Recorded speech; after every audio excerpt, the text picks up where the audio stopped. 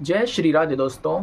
आज हम एक ऐसे टेंपल के बारे में जानेंगे जिसे एक अंग्रेज़ गवर्नर ने जिसके गर्भगृह को रेत से भर दिया था। क्या आप जानते कि ये कौन सा टेंपल है? हम बात कर रहे हैं ओडिशा में स्थित कोणार्क सन टेंपल की। जी हाँ, एक बार इस मंदिर के गर्भगृह में रेत से एक गवर्नर ने, अंग्रेज़ गवर्नर ने इसमें रेत भर दिया था। उनका कहना था कि ये कुछ अंदर से टूट रहा था, टूटे ना, इसलिए उन्होंने इसको रेत से भर दिया। इसके बारे में हम अच्छे से जानते हैं, फुल डिटेल से इसको समझते हैं कि इसका क्या क्या है।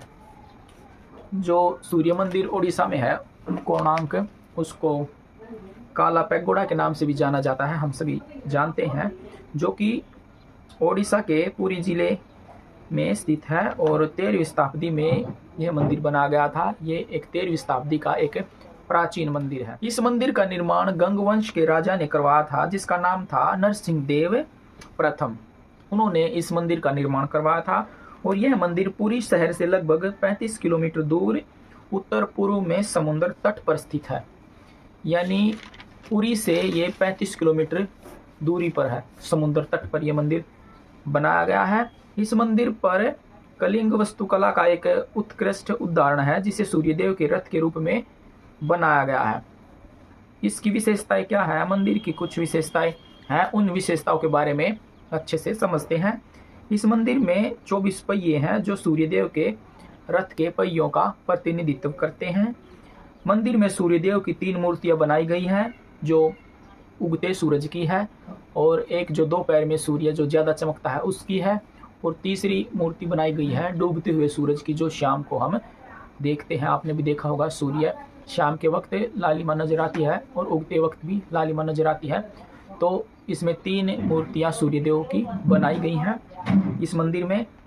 सन 1984 में यूनेस्को ने कोणार्क सूर्य मंदिर को विश्व धरोहर में घोषित किया था, विश्व धरोहर स्थल में शामिल कर लिया था। मतलब इस मंदिर के पीछे की एक पौराणिक कथा यह भी बताई जाती है कि जो भगवान श्री कृष्ण के पुत्र थे सांब को सूर्यदेव ने ठीक किया था, जिसके बाद उन्होंने सूर्यदेव को समर्पित इस मंदिर का निर्माण करवाया था। ये एक पौराणिक कथा बताई जाती है। इस मंदिर में एक रहस्य की बात ये है कि इस मंदिर का जो मुख्य दरवाजा है, यानी जो गर्भगृह है, वो 1903 से बंद है।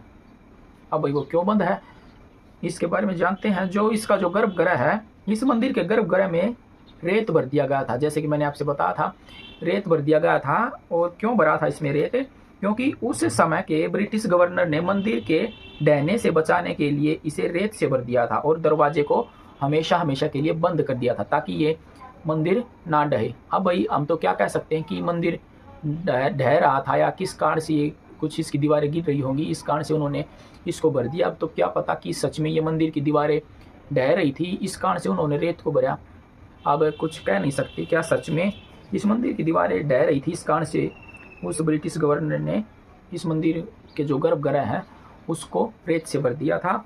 और इस रेत को निकालने की बात 2022 में रेत को निकालने की योजना बनाई थी, जिसमें कहा गया था कि 3 साल में इस रेत को निकाल दिया जाएगा। लेकिन अभी रेत को निकालने की, हटाने की कोई ऐसी बात सामने नहीं आई है कि कोणार्क के गर्भगृह से रेत को निकाल दिया गया है। लेकिन ये 2022 में एक योजना थी कि सूर्य मंदिर कोणार्क के जो गर्भगृह में रेत भरा हुआ है, उस रेत को वहाँ से हटा दिया जाएगा, ये एक योजना थी। लेकिन अभी तक इसके बारे में कुछ ये नहीं पता है कि उस रेत को हटा दिया गया है या नहीं। ये 3 साल की योजना बताई गई थी, लेकिन अभी तक इसमें कोई जानकारी नहीं मिली है। ये पक्का नहीं कह सकते कि जो ब्रिटिश गवर्नर था उसने किस कारण से, मतलब उसका कुछ और कारण भी रहा हो सकता है, जिस कारण से, जैसे धर्म परिवर्तन के आपने बहुत से उदाहरण देखे होंगे पहले भी, जिसके चलते लोग मंदिरों को बंद करवा देते थे। आपने मुस्लिमों के बारे में भी देखा होगा, और अंग्रेजों ने भी बहुत से ऐसे कार्य किए। इनकी तो ये नीति ही थी, फूट डालो राज करो, ये इनकी नीति ही थी। और अब क्या पता कि किस कारण से इन्होंने सूर्य मंदिर कोणार्क के गर्भगृह में किस वजह से मतलब रेत डाला था, ये कुछ कह नहीं सकते। वैसे आपको इस मंदिर के बारे में, इस छोटी सी जानकारी के बारे में क्या पता था? कमेंट करके जरूर बताइएगा। और ऐसी अच्छी वीडियो देखने के लिए आप हमारे चैनल को सब्सक्राइब कर सकते हैं। मिलते हैं आपसे अगली वीडियो में।